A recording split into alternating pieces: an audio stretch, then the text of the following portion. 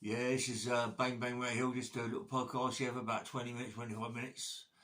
And it's about people I've read in Nick in Chelmsford prison, in other prisons, yeah. Well, when I went to Chelmsford prison, first of all, yeah, you know about what's gone on before that. But anyway, they let me go in the wing and with my mate Toby Ludlow, got me a nice cell. I've been bashed up, I've been bashed up, I've been on 1074. I've been smashed to pieces all over the fucking, all different nicks, all different seg units. So I'm in a bit of a bad way, you know what I mean? But everybody sees me come in, see how I am. People come over to see me, want to know my story. I'm telling them a story, can't believe it. That I've been like fucking for 8 months, I don't know, 6 months, 7, 8 months, it could be for a year, I don't really know. I can't really remember, you know what I mean? That I've been in a padded cell, in a fucking, well, just seg unit, yeah? Bashed to pieces with fucking truncheons, injections, you know, all sorts of things, yeah? But anyway, so when I went to Chelmsford prison, I was a bit of a state. My mate Toby Lola come down and got me, took me back to the wing, giving me fucking food. I mean, it was unbelievable. I couldn't really eat it, you know, because my tummy was so tiny, so shrunk up that I didn't eat nothing, and good food, it was making me feel quite sick, yeah. So I really couldn't hold it down, and they put me on a twos. Good cell, Ed. Fucking lovely cell. I mean, it was such a relief to get in a cell, you know what I mean? For the first time, getting in a proper cell. I mean, I was in the block in Chelmsford for a bit of time, but I know it was proper, but it wasn't a fucking proper cell, yeah. And when I got in my cell, yeah, and I got in a mattress and all that, and cutting my powers, giving beds, it was like fucking unbelievable. The sleep, they let me sleep, yeah. Didn't wake me up or nothing. I slept for about 3 fucking days, really. Wake me up, obviously, to see if I'm okay. And I couldn't believe this fucking prison. It's so nice, yeah. Meeting Togi's people. Met Mickey Blackmore, a proper fucking man, come from Elephant Castle. He got shot in Holland. They killed him in Holland, yeah. Blew his fucking head off, yeah. With a drug still. But this guy was a fucking hard man. Proper fucking hard man, yeah. One of Togi's mates. There was about fucking 8 or 9 of them. But real proper nice fucking people. Togi Ludlow, I was in Albany with him. He comes from Acton. He was one of my mates. Dangerous cunt. Can't fight. Couldn't hold his hands up, mate. Blow him away. Like that. But, mate, dangerous. Fucking dangerous with a blade, gun, anything. He would kill you when it's done dead. He got a big scar down his face here, yeah? I'm not saying the guy's name who done it, but they done him with a standing knife. They held him down, cut him with a fucking standing knife, mate. You know what I mean? Proper gangsterism, yeah, done him bad, yeah. Toby was a fucker, yeah. So I suppose they done it for a reason. I don't know what the reason was. Didn't ask Toby what his life was all about, what happened, why it happened to him, this, that, so. And, you know, but he looked after me in there, mate. He fucking looked after me for the first couple of months I was in there. Got good food, you know, even fucking cups of tea. It was like something I've never, like, you couldn't expect. To what I went through, yeah, the experience, my whole life story is going to come out very soon. From day one to day, what you call when I go on with Sean Atwood, yeah, and obviously that's going to be my whole story, so it's going to be quite big, yeah. A lot of people heard it, but heard only bits and pieces of it, yeah. But anyway, it's yeah, it was like a big experience going there, yeah, and I was meeting nice people, you know, fucking Ronnie Bender, who got done with the craze when they gave him the knife for Jack the Hat, the old man Tibbs, Jimmy Tibbs, young Robert Tibbs, Jimmy Tibbs, young Jimmy, all that lot. I think Johnny was, I'm not quite sure, but the Tibbses, mate, nice fucking people, yeah. Old man was as big as an house. The old man Tibbs, he fucked me. He was massive, fucking big man. Hands fucking twice as big as mine, look, massive. Nice man, mate. Nice man. Couldn't take the piss out of me, kill you, so fucking dead. I mean, nice man. Lou Swallow, gentleman. Terry, not Terry Vowers, Terry fucking, oh, anyway. There's some fucking proper nice people in there, yeah?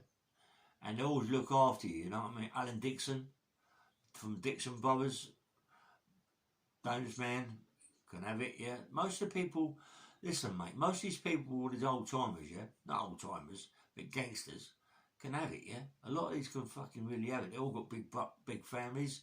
Big families, yeah? Dixon's got big families, Chipsy's got big families, all got big families, mate, you know what I mean? Anyway, cut the people in there I had a bit of trouble with, you know, cut the guys, but anyway, it's all sorted out in the end. I'll tell you about this as we go on. And as I say, I got a job in the kitchen. Loved the kitchen.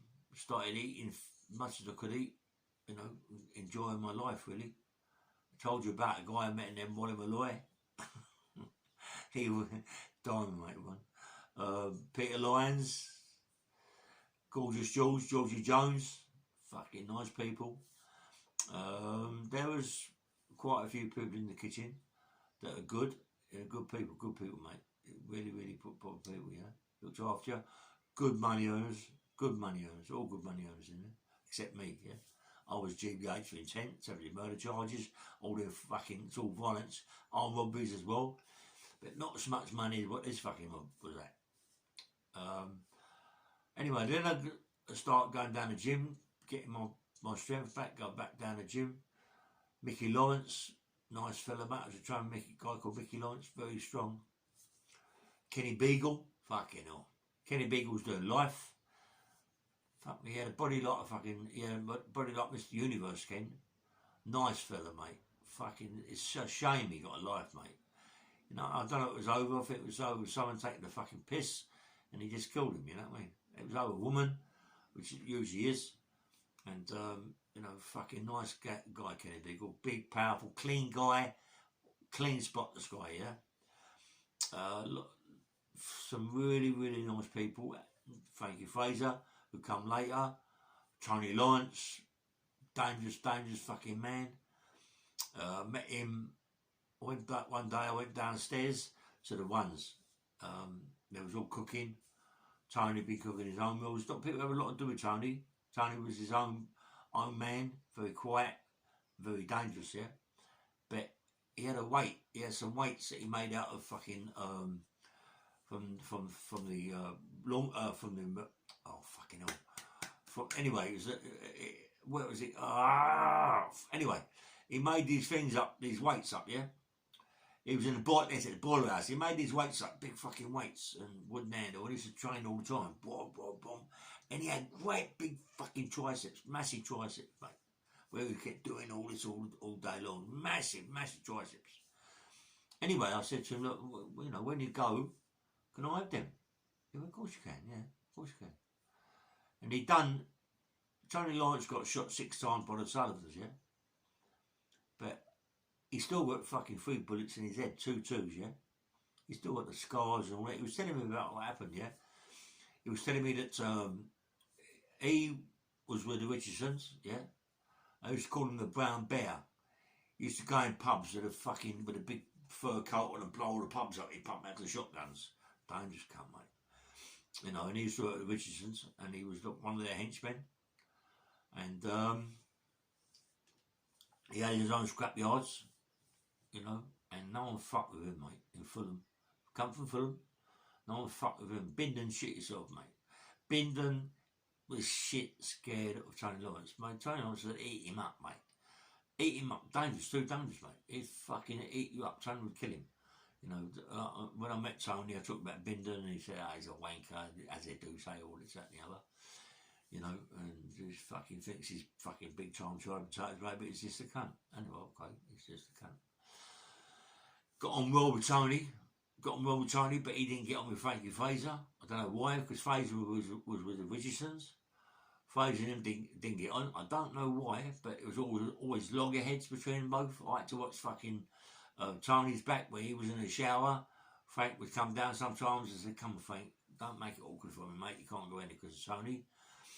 Frank was always a always fucking log. I think Tony would have hit him, you know what I mean? Tony would have hit him, but Frank was very, very dangerous, Frank. Listen, Frank was a little man, yeah? right, and a bad leg and all this, that, and the other, they bashed him up in Parkers. Mate, but listen, Frankie Fraser was a very dangerous man, yeah? Very dangerous. He didn't give a fuck, mate. He didn't care. He started off with a fucking 7-year sentence, wasn't doing 19 fucking years. Come on, he's a fucking dangerous man, mate. He didn't give a fuck. Prison system, he didn't give a fuck about prison system. He didn't give a fuck for no one. It don't matter how big he is, mate. He was a dangerous little cunt. Anyway, his sons are nice, David and fucking Frank. Nice people. Anyway, I think Patrick was there, or David, I'm not quite sure now. I think it was David or Patrick. I might have both been there. Good fucking people, mate. And anyway, I met Mickey Green, another nice man, when I was at Chelmsford. Absolutely multi-millionaire, drugs, fucking big drunk baron. Tony, his mate, you know, Tony Edlin, fucking gentleman, mate. Gentleman. I know his son Rocky. I know his son very well, Rocky Edlin. Fucking proper nice guy, mate. Dangerous. Fucking dangerous. You know, good boxer. Good little boxer. But Tony, he used to have his wooden things made up so he could clean his teeth. His teeth were fucking spotless. I think he must have spent about 30 grand on his teeth. But obviously in them days he had to go abroad and get it done. But he was another one minute. Always with Mickey Green. Loved Mickey Green, always cooking. You know, and you know, it was loose swallow. Listen, mate. People in there in Chelmsford prison, you had the Rosa brother, Ray Rosa and his brother. The fucking Rosa brothers, have you heard of them? Dangerous people. You know, there was good in there, mate. And I said, then you get the Sex Pistols. Sex Pistols come. They was going to get killed. I told you about that, but it's all going to be later on in my when I do a big podcast. The ballerinas and all that. And anyway, Chelmsford are good for me, mate. And out in the yard in Chelmsford, we had weights out there. They let us have weights out there, fucking hell, you know what I mean, gentlemen, mate. Good Nick Chelmsford prison, yeah, so weights out in the yard. And I used to do weights out there, I used to fucking be so strong, you wouldn't believe it, mate. I used to do decline with nearly 500 pound decline benches, yeah. I was fucking powerful man. And deadlifts, mate, I was doing phenomenal weights of deadlifts. Stiff-legged deadlifts. I would do 480s, 500 pound stiff-legged deadlifts for reps of fucking 6 and 7s. Powerful, mate. Fucking powerful back. Fucking very, very strong. And that's what got me over a lot of my life is my strength. You know, you've got to be strong in yourself, yeah?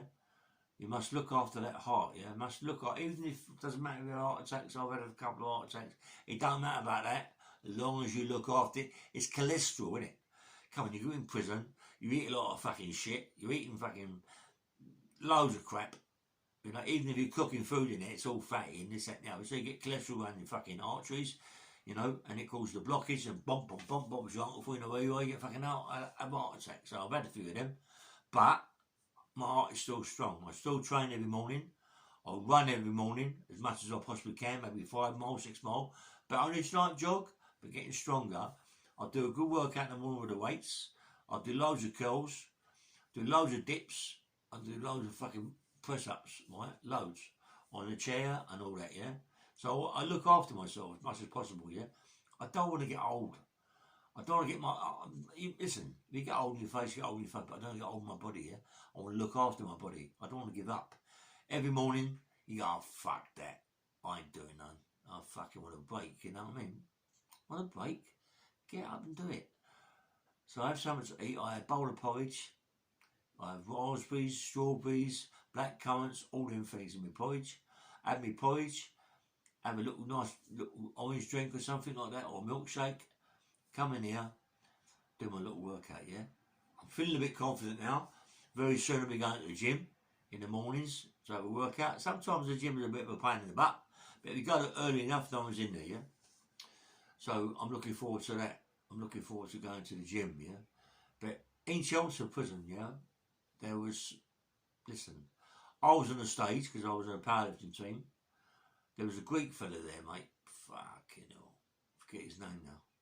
Listen, this geezer was a nice guy, yeah? Good looking cunt. Good looking cunt. But built like a fucking shithouse. His legs were massive, yeah? He was the best squatter on our team. He could do fucking 580, 600 pound squats. I ain't joking, mate. Rep the fucking things. His legs are so powerful. He wasn't much good at benching. Deadlifts was very powerful because of his legs. His back was a little bit weak, so his legs took the fucking bit back. But he was strong. Mickey Francis was very good. Kenny Beagle, very, very powerful. But Kenny Beagle's do a lot of Olympic lifting. And that was it on our team. But we were strong. I loved it. And, you know, like, every day in that fucking kitchen, you look forward to going to the gym, yeah? I loved the gym. Loved it. Do you know what the nicest geezer I've ever met, yeah? In prison. Nice, yeah? Let me tell you about the dangerous person I've ever met in prison, I feel. Tony Lawrence. Someone asked me the other day, right? Marvin Herbert asked me the other day, well, a couple of months ago, who do you think's the most dangerous person you ever met, Ray? In prison? Well, I said, I don't fucking know. I think that I'm fucking dangerous, you know what I mean? I ain't gonna say anybody else is fucking dangerous. I think I'm the bollocks. No, but a guy called Tony Lawrence of Fulham, if anybody know him? Fucking mate, he was the most dangerous person I've ever met. Honestly, I'm not joking. When I come out, right, I went to see Tony a few times.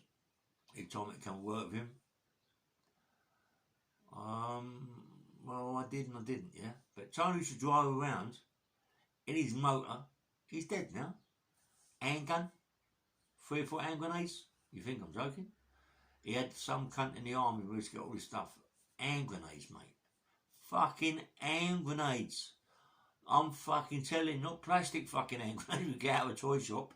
I'm on about real hand grenades. I shit myself. Driving around with mate, I shit myself, right? He was good at what he was doing. He was with another guy doing robberies. They was mustard. Wanted me to do it. My arse fell out a little bit when I started seeing them fucking things, mate. Oh, fuck that. You know what I mean? But he's a nut, you know? But as I say, when I met Tony when I come out here, I was going to his place in Fulham, just off Fulham Road there. He lived in a little block of flats. His place was immaculate. His wife, Weenie, let me tell you about Weenie, mate. He got a lot of bird, Tony. I think he got 18 or something like that. Let me tell you what happened with Tony. When he got shot 6 times in the face by the Sullivans there, he was coming down the stairs and they shot him bang, bang, fucking 6 times. When he hit the floor, they shot him in the fucking head. Tony woke up, yeah? I don't know how, mate. Right? Woke up and he fell down the stairs. Our bill was called. They found Tony at the bottom, certified him dead. Took him to the mortuary, cut the bottom of his feet to bleed him off. He fucking jumped up, mate. They reckon, he was telling me, Tony, the old bill was smashing in my truncheons, yeah? Couldn't believe it. They want him dead, mate. He was such a fucking dangerous fucking geezer. He survived. Don't forget all them bullets in the head. He survived. He was not meant to fucking die. He was one powerful cunt, one dangerous man. Anyway, when I met him outside, and I went round his house, his wife Weenie, she waited for him, 16 years? She waited for him 16 years. When it was eventually his time to come out on home leave, and she told him that she'd been seeing someone else for about 8 years of that sentence. Bet, who gives a fuck? Do you know what? Who gives a fuck? Tony went, Ray, when he talked to me about it, when I see him, he went, Ray, who gives a fuck, mate? She waited for me all them years. She could have fucked me off, Ray. She could have fucked me off and I'd have done the bird hard then. Do you know what I mean? After 8 years or whatever, mate. He said, but she waited for me and she was there at the door. She was there at the gate waiting for me in the car, take me back, mate, and she told me. And I loved her to death. The guy that took advantage of her while I was in prison, don't know what happened to him. No one's seen him since. He's more like going away holiday somewhere nice. But I can bet your bollocks trying to put him away somewhere nice. No, Tony. Anyway, so I was there one day. It was very funny. I just come through Tony's thing to see him about a bit of work we was doing. And he had the bin out. The bin. The big fucking metal bin. Right in his flats. Tipping it upside down. I said, what the fuck's going on? He went, oh, we had a row last night, me and her. She's got the jewellery fucking box. She has got fucking jewellery in that fucking hell. Fucking hell, mate. What I see was enough. But she chucked the jewellery box down the fucking chute, right, into the bin, into one of them big silver bins. Lucky he got it before the fucking dustman come, you know what I mean? And there he is tipping it upside down, picking all the jewellery. But I bet he must have lost a lot in it, because, come on, mate, rubbish is fucking, you get all the bits and pieces in, the jewellery goes in, and discs get missing. He went, fuck it anyway. He got most of it back. And his son, Tony's son, was a bit, hello. But the daughter, her name was Tony. She was fucking beautiful, stunning. But she was hard, mate. She was like a fucking man, you know what I mean? Beautiful, talk lovely, beautiful, polite, but hard as nails. Fucking hard as nails. Tony told me she's fucking proper, mate, really hard. Anyway, me and Tony didn't part. I couldn't be doing what he wanted me to do with him, yeah. So I wasn't, couldn't earn the money that he was earning. I didn't want to get involved with what he was doing, because I could see me getting fucking shot dead. So I thought, fuck that. But also later on in my life, I become like him, worse than him. Anyway, so I went about back in Chelmsford prison. Me and Tony very, very close. Him and Fraser don't get on. Met some really, really fucking nice people. You know, Tony, Peter Lyons, another fucking nutcase. Why they like? I met this kid's a silly Bevan, yeah? Silly Bevan. It's like crazy what happened between me and him. Me and him was like that. Close. Cut my cell all the time, having teas and coffees. Close. Wife was very posh. All of a sudden, when I got released, I had his phone number. I'll give him a call. Listen, mate, he blanked me. He completely changed his life round, mate. I didn't realise, but he was a proper fucking arsehole.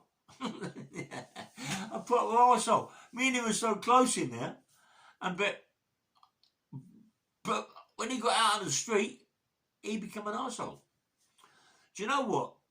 I fucking tell you, mate, there are so many people that I've seen in prison.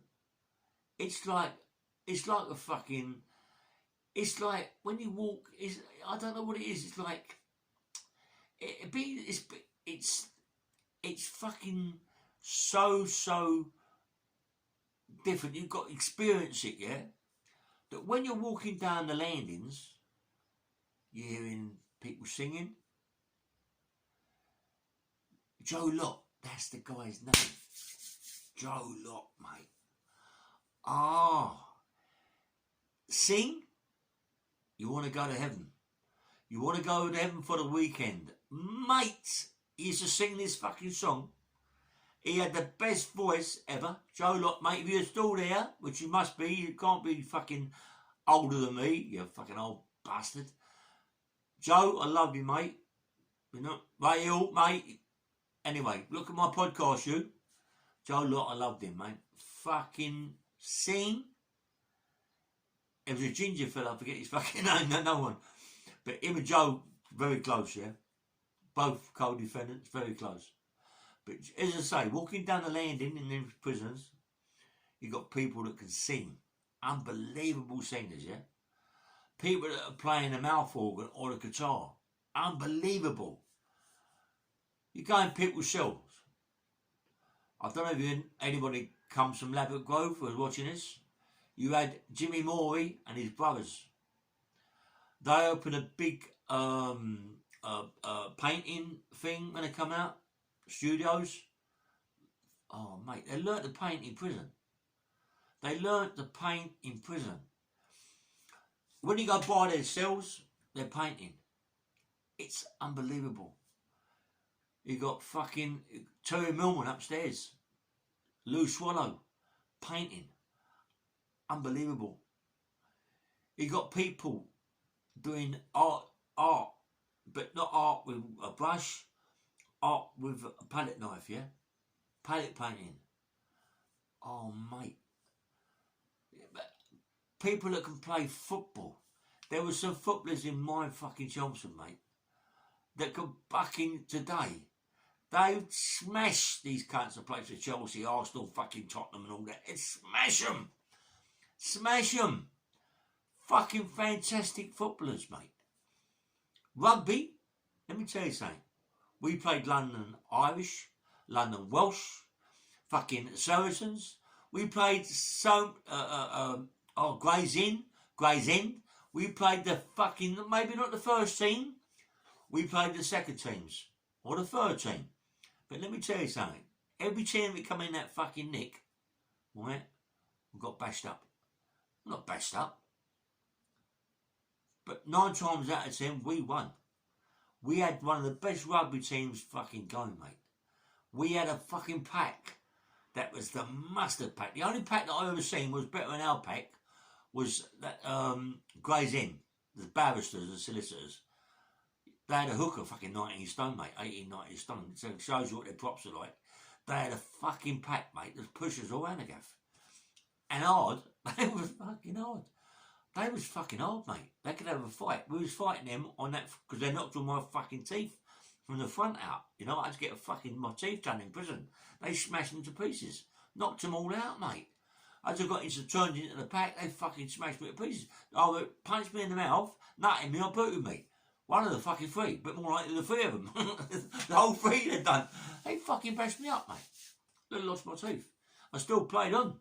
Yeah, I had no fucking teeth, still played on. And you know, and a proper team. We had a black guy, what's his name? Francis, I think. Listen, you give him the ball. No cunt would catch him. No one would catch him. He was fucking unbelievable. Unbelievable fast, mate. Couldn't catch him. He could have played for any team, but they loved him. We had the best, mate, honestly. And when I remember one day they was playing, but I didn't want to play. I didn't want to play for some reason. I think it was the army they were playing. We played them before. They're not that good. They didn't get involved. So I was doing some weights out in the concrete, and I was doing some fucking powerlifting, you know. And anyway, it was really fucking boiling hot day, really boiling hot. And I was walking across the yard, and these guys come up to me from the area. He went, "Hey, don't you remember us?" I said, "No, I don't know." Like thing. Listen, mate, when you come out, like, let me tell you something. You're fucking massive, mate. You know what I mean? You're a good prop, you know, that you can play for most teams. Don't know why don't go. I mean, we played the Wasps, you know, everybody must know the Wasps, yeah? And the Saracens, yeah? We played the Wasps second team, mate. The Wasps are a fucking good team.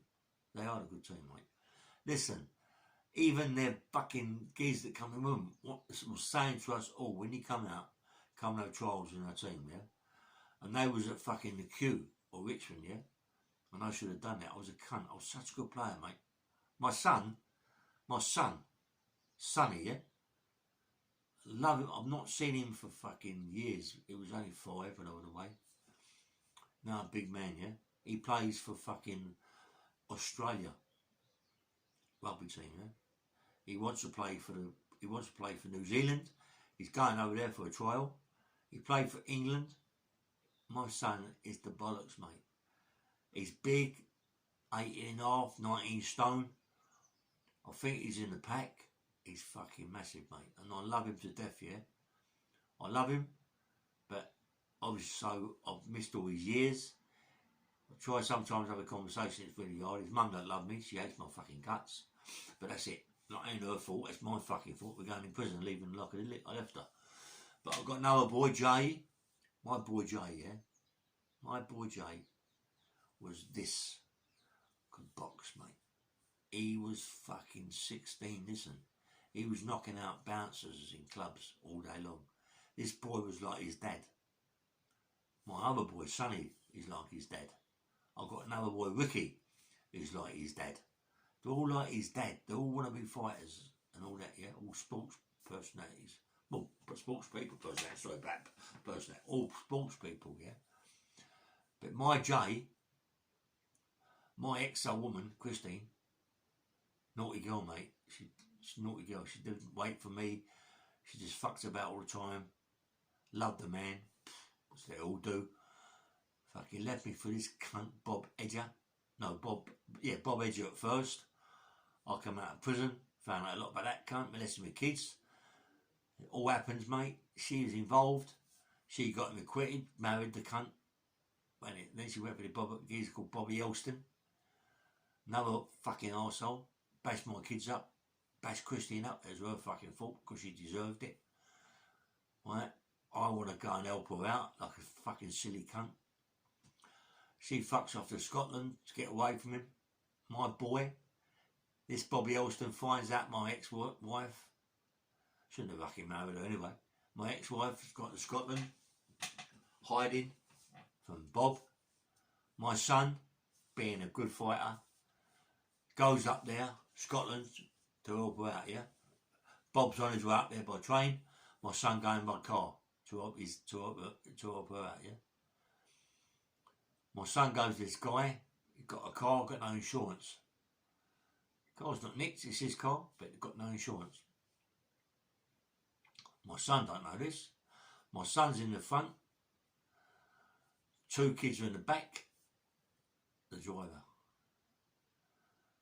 Go around a corner, 60 miles an hour, hit a stone wall.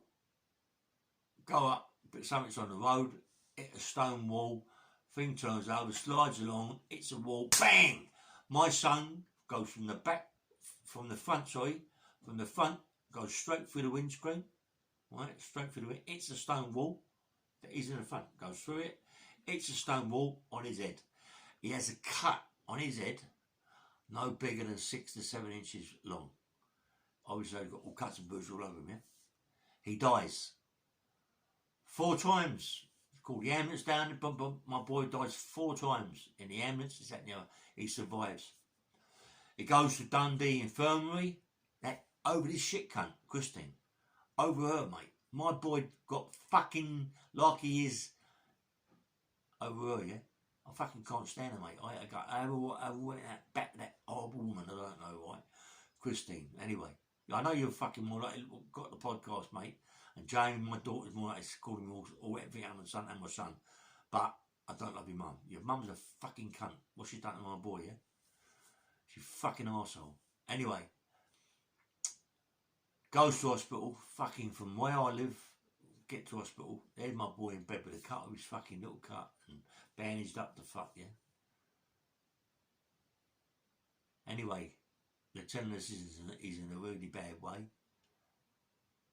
He's lost 1/4 of his fucking brain, all accounts. Anyway, they put this bolt in his fucking head.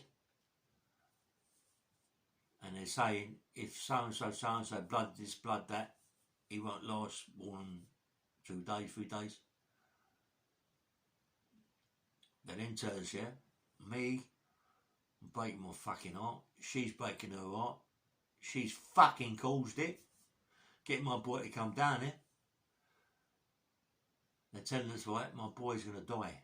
In the morning he'll be dead. Best thing to do is for us to turn the machine off. So we've both got to agree to this, yeah. My boy's a cabbage. I can't let this go on. He's a cabbage.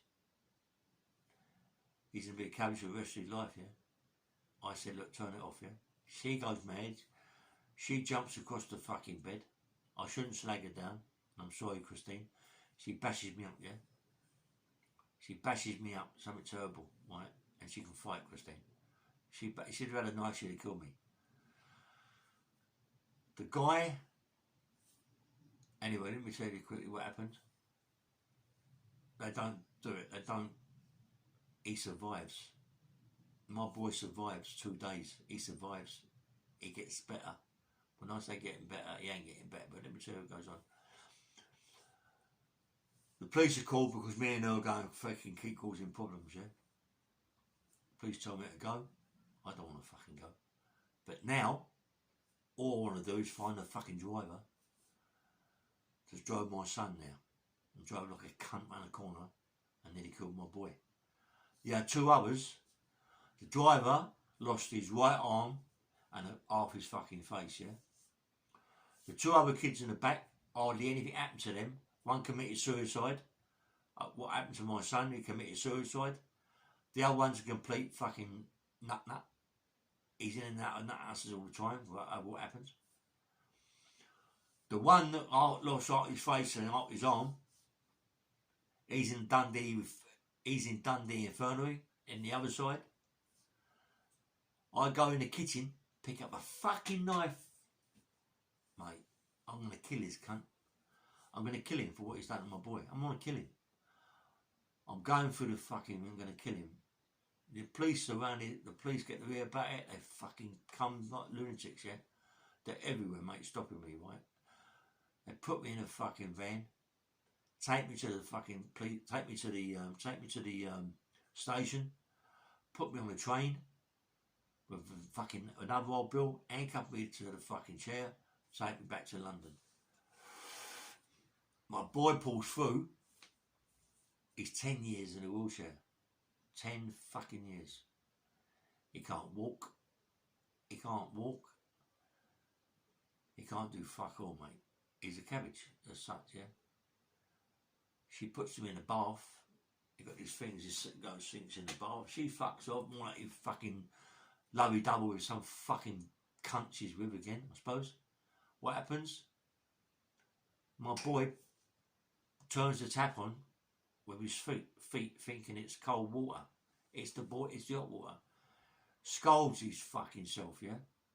Scolds himself so bad, right? Scolds himself so fucking bad, he's screaming, he's going back to hospital and he has surgery on it, yeah? Another time, he's in the bathroom, he falls out the chair, falls on the fucking heater. On the heater. Burns all his fucking tricep, bicep, every fucking thing. Burns it all off, yeah?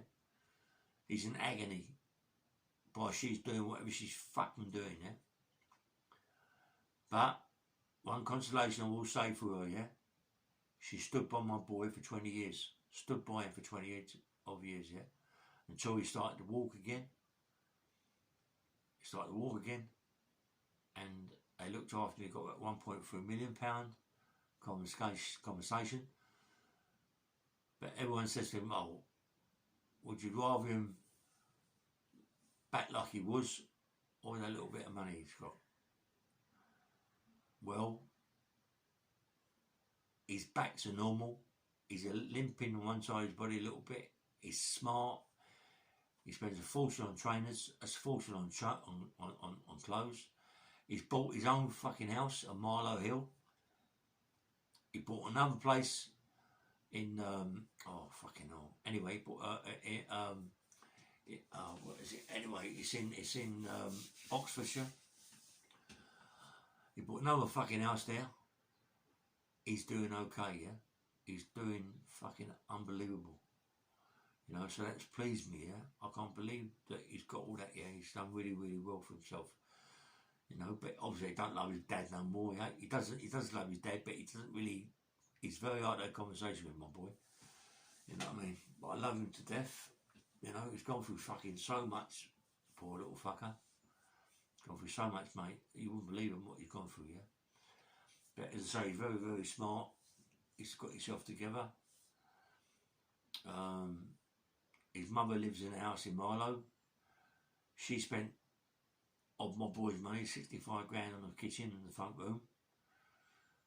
She took 100 grand off him when he got the money, spent it all in her body, but I can't blame her. She looked after my boy. She brought my boy back from fucking dead. She was with him, changing his bum like a kid when he pooed. Come on.